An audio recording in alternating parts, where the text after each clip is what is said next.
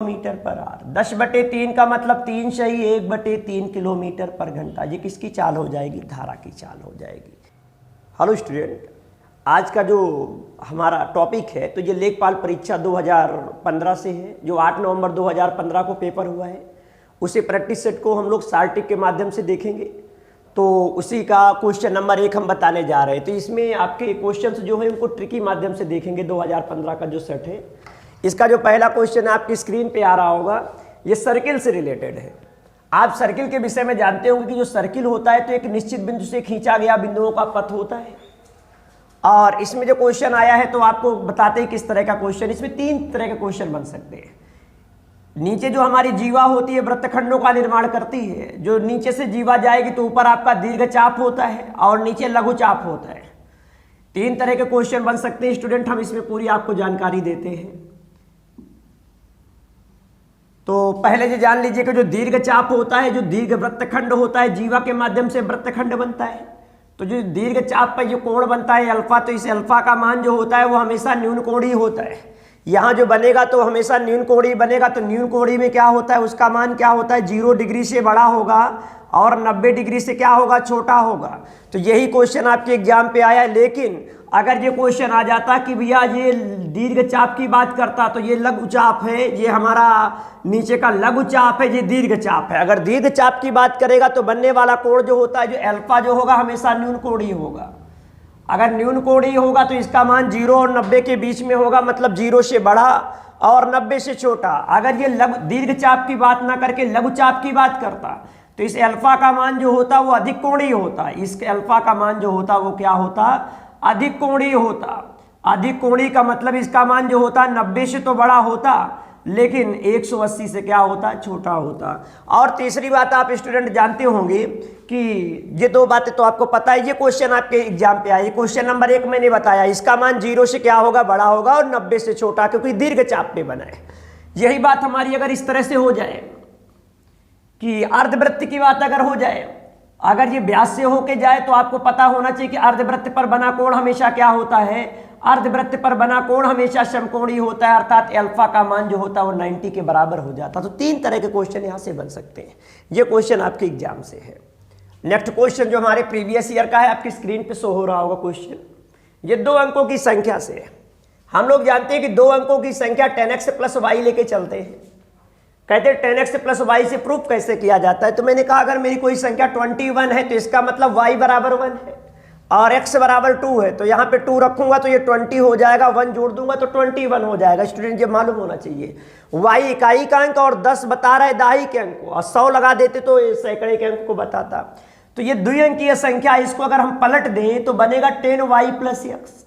और द्विअंकीय संख्या को पलट के अगर जोड़ दिया जाए, दोनों संख्या को उलट के अंकों को जोड़ दिया जाए तो 10x में x जुड़ेगा तो 11x और y में 10y जुड़ेगा तो 11y, और 11 अगर हम कॉमन ले लें तो बचेगा x + y। तो स्टूडेंट ये क्वेश्चन आया है कि द्विअंकीय संख्या को पलट कर अगर जोड़ दिया जाए तो 11 कॉमन हो जाता है। 11 कॉमन होने का मतलब वो संख्या हमेशा किससे विभाज्य होगी, 11 से। तो इसका देख रहे हैं स्क्रीन में D नंबर ऑप्शन आ रहा है कि वो संख्या हमेशा किससे विभाज्य होगी, 11 से विभाज्य होगी। लिखा हुआ है A और B किसी काम को 20 दिनों में कर सकता है। A और B किसी काम को 20 दिनों में कर सकता है। और यहाँ पे देखिए बड़ा बेहतरीन सा क्वेश्चन है। A ने 10 दिन काम किया, इसके बाद B से इस काम को 25 दिनों में कर देता है। तो आपको स्टूडेंट ये पता होगा कि A और B एक दिन में 20 काम करते हैं, मतलब पूरा काम 20 दिनों में करते हैं। तो A और B एक दिन में काम का 1/20 हिस्सा करेंगे। अगर पूरा काम ये 20 दिन में करते हैं तो A और B कंबाइंड वर्क का 1/20 हिस्सा काम रोज करेंगे। तो भैया यहाँ पे इन्होंने 10 दिन किया है और यहाँ पे इन्होंने 25 दिन से इस काम को किया है। तो ऐसा करें 25 को हम 10 + 15 लिख दें तो A और B को कंबाइंड रूप से हम 10 दिन करवा सकते हैं। तो B के 15 दिन का रिमेनिंग काम बचेगा। तो A और B को कंबाइंड 10 दिन का काम करवा सकते हैं। तो एक दिन में 1/20 हिस्सा करेंगे, 10 दिन में कितना करेंगे, 10/20, मतलब 1/2 काम आपका हो जाएगा 10 दिन में। A और B 10 दिन में 1/2 काम कर देंगे तो शेष काम कितना बचेगा, शेष काम आपका 1/2 ही बचेगा। और शेष काम जो 1/2 बचेगा तो वो B कितने दिनों में करेगा, ये 15 दिनों में करेगा। तो B अगर 1/2 काम करता है 15 दिनों में तो बी पूरा काम कितने दिनों में कर देगा? बी पूरा काम कितने दिनों में करेगा? 15 दूनी 30 दिनों में। ये आंसर आ जाएगा इसका कि बी पूरा काम कितने दिनों में करेगा? बी पूरा काम 30 दिनों में करेगा। नेक्स्ट क्वेश्चन देखिए भाई, लिखा है कि भाई स्क्रीन पे दिख रहा होगा, आप स्क्रीन जरूर देखते रहे। एक्स स्क्वायर बराबर y plus z, y square बराबर जेड प्लस एक्स और जेड स्क्वायर बराबर एक्स प्लस वाई, ऐसा दिया है भाई साहब। इसके बाद में दिया है कि हमें वैल्यू बतानी है 1/x प्लस 1, 1/y प्लस 1 या 1/z, इसकी हमें वैल्यू बतानी है। तो आप जान लीजिए कि अगर दो वैल्यू का योग और स्क्वायर बराबर हो तो वो 2 के साथ में ऐसा होता है, क्योंकि 2 का जो स्क्वायर होता है वो 2 × 2 + 2 होता है, 2 + 2। इधर से 2 नंबर का एडिशन भी कर दो, स्क्वायर भी कर दो तो RHS LHS के बराबर होता है। इसी को देखते हुए हम इसको x को भी 2 मान लिया, y को भी 2 मान लिया। 2 2 4 और ये 2 का स्क्वायर 4, ये केवल 2 के साथ में ही मिलेगा। मैंने सबको 2 2 मान लिया। 2 2 मानने से RHS LHS क्या हो गया? बराबर। या दोनों पक्षों में x जोड़ सकते थे, y जोड़ सकते थे, z जोड़ सकते थे तो बेसिक हो जाता। लेकिन हमने 2 2 मान लिया तो हमारा RHS LHS को बराबर कर रहा है, क्योंकि ये बात आपको पता होगी। तो यहां मैं लिखूंगा 2 1 3 1/3, इसको भी लिखूंगा 1/3, इसको भी लिखूंगा 1/3, ऊपर से ऐड करिए 3/3 का मतलब आंसर क्या आ जाएगा? 1। नेक्स्ट क्वेश्चन देखें भाई।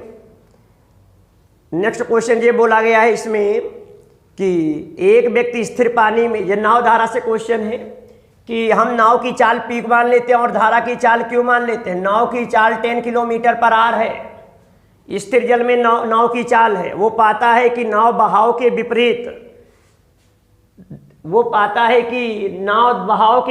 बहाव की तरफ जाने से 2 गुना समय लेती है। बहाव के विपरीत जाएगी तो चाल दोनों की घट जाएगी, और बहाव के साथ जाएगी तो चाल बढ़ जाएगी, मतलब जुड़ जाएगी, तो टाइम 2 गुना लेती है। अगर धारा के विपरीत जाती तो 2 लेती, धारा के साथ में 1 लेती। तो बताइए यहाँ पे स्पीड का रेशियो क्या हो जाएगा? स्पीड का रेशियो हो जाएगा 2:1। आपको पता है कि P - Q बराबर 1 दिया है और P + Q बराबर 2 दिया है, और ये स्पीड रेशियो दिया है। और हमेशा आप याद रखिएगा जो P होता है वो नाव की चाल होती है, Q धारा की चाल। हम मान के चलते हैं इस चीज को, तो नाव की चाल धारा की चाल से हमेशा ज्यादा होती है। तो आपको पता होगा 2 वैल्यू का एडिशन और सब्ट्रैक्शन दिया हो तो दोनों वैल्यू को जोड़ के हम आधा कर देते तो बड़ी वैल्यू मिलती जो नाव की चाल बनेगी हमेशा। और दोनों वैल्यू को घटा के आधा कर देंगे तो 2 में 1 गया, 1 का आधा क्या हो जाएगा? आधा। ये बनेगी धारा की चाल। तो यहाँ पे नाव की चाल दी थी 3/2 रेशियो बराबर 10 km/h।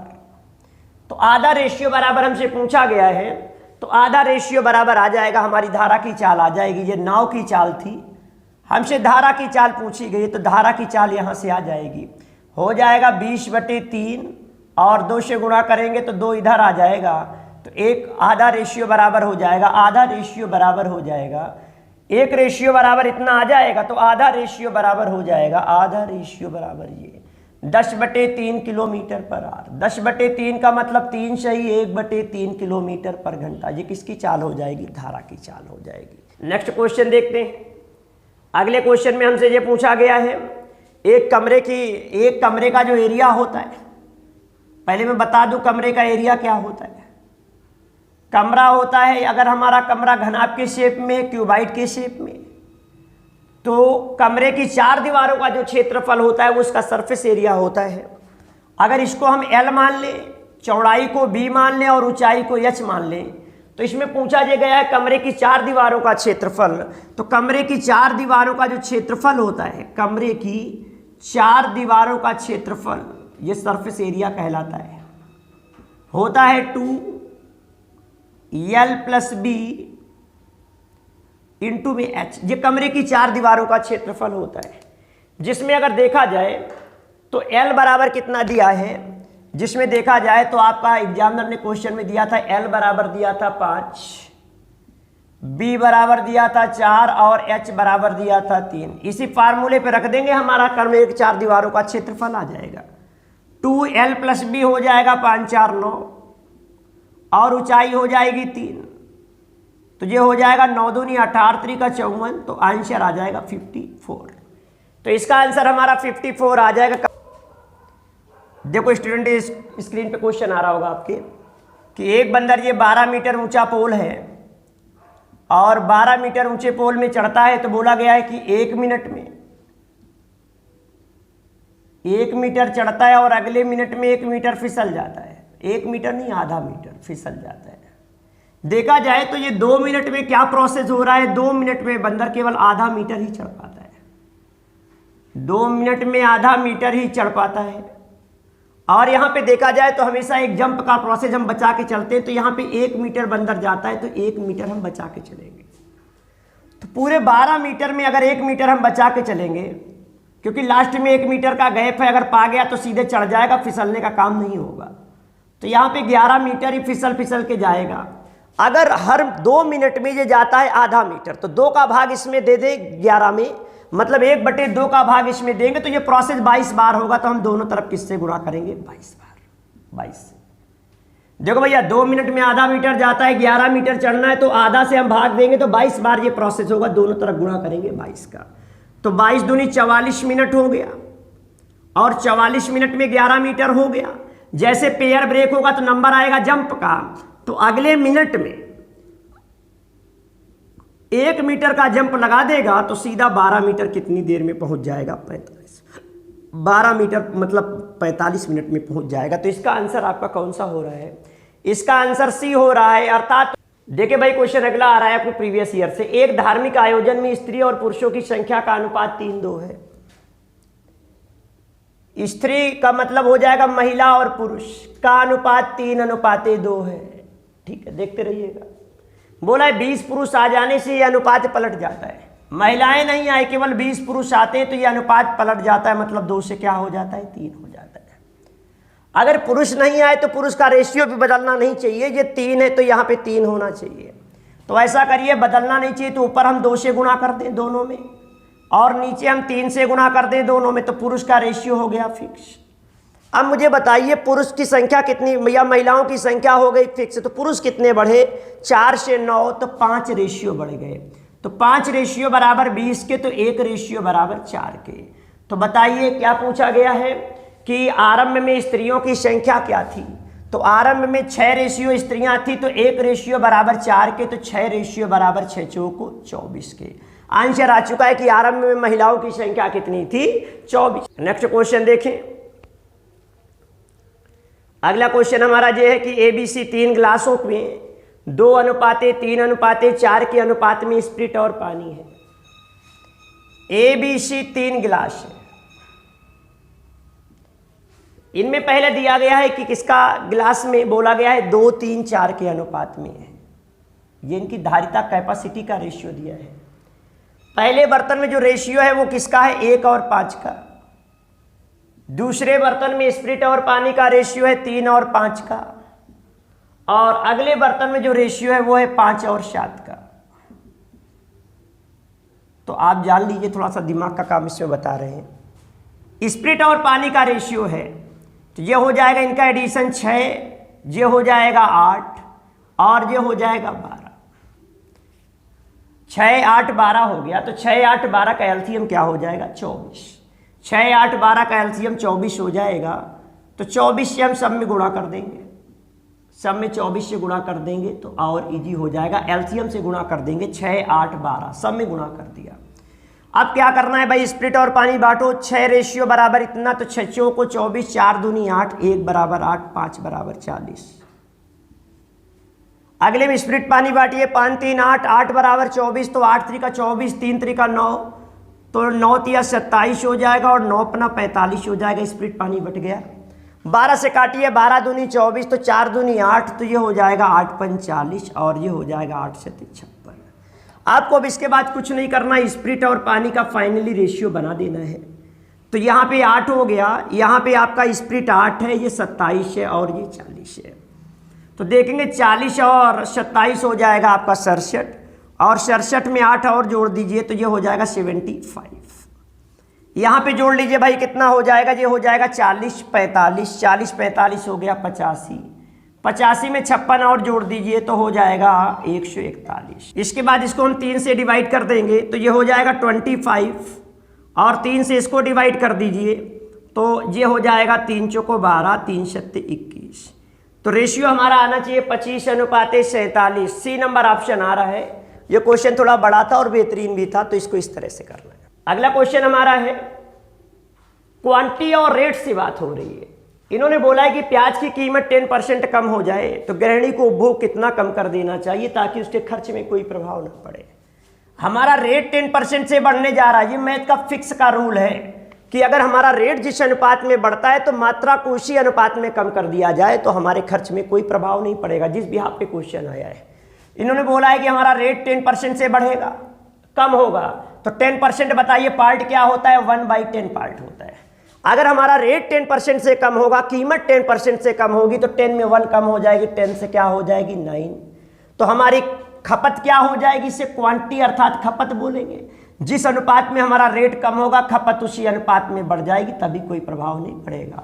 तो बताइए खपत कितनी बढ़ानी पड़ेगी? 1 रेशियो से, और 1 बढ़ेगी किसमें? 9 में, और 1/9 हिस्सा होता है 11 से ही 1/9%। तो स्टूडेंट इसका आंसर आ गया कि इसकी खपत में 11 से ही 1/9% की वृद्धि हो जाएगी। नेक्स्ट क्वेश्चन देखें।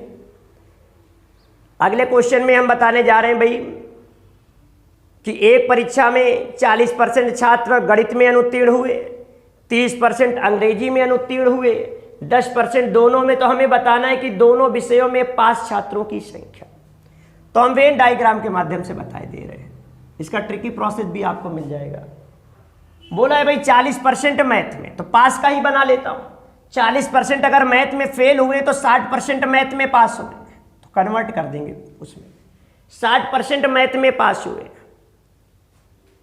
60% मैथ में पास हुए हैं, 40% मैथ में फेल, 10% दोनों में फेल, 30% किस में फेल? इंग्लिश में फेल। अगर बोला जाए कि ये सेक्शन बता रहे कि 40% मैथ में फेल हुए और मैथ का सेक्शन ये है, और 10% दोनों के कॉमन में जा रहे हैं इंग्लिश और मैथ में, तो यहां से 10 हम लेस कर दें तो ओनली मैथ में आ जाएंगे फेल। तो यहां पे आप क्या करिए? 10 लेस कर दीजिए, 10 लेस कर दीजिए, ये वाले 10 लेस कर दीजिए, तो यहां कितना बचेगा? 30%। यहां से आप 10 लेस कर दीजिए, 10% ये वाला लेस कर दीजिए, यहां बचेंगे 30%।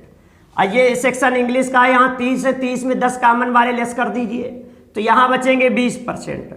तो अगर फेल स्टूडेंट की संख्या पूछी जाए तो 30% मैथ में फेल, 10% दोनों में फेल, और 20% आपके इंग्लिश में फेल। तो जोड़िए भाई 60% कुल मिला के फेल हो गए हैं। तो हमसे पूछा गया पास स्टूडेंट की संख्या, तो 100% में 60% फेल, तो आंसर आएगा पास स्टूडेंट की संख्या क्या होगी? 40%। तो ये स्टूडेंट हमारा प्रीवियस ईयर का कॉन्सेप्ट रहा, और ये अगर आपको अच्छा लगा हो तो लाइक करिए, सब्सक्राइब करिए। धन्यवाद।